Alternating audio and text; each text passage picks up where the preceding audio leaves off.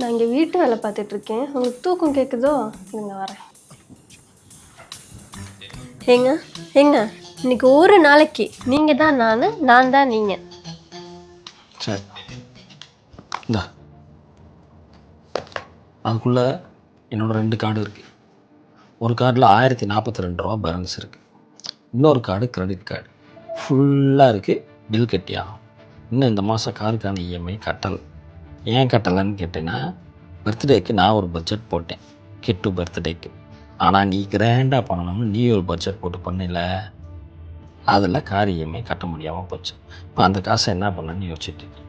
அது இல்லாமல் உங்கள் சித்தப்பா பையனுக்கு வேறு இந்த மாதம் கல்யாணம், அவனுக்கு போய் செய்ய அடுத்த மாதத்துலேருந்து கிட்ட ஸ்விம்மிங் கிளாஸ் சேர்த்து விடணும்னு சொல்லியிருக்கேன். அதுக்கு என்ன பண்ணணும்னு யோசிச்சுட்டு இருக்கேன்.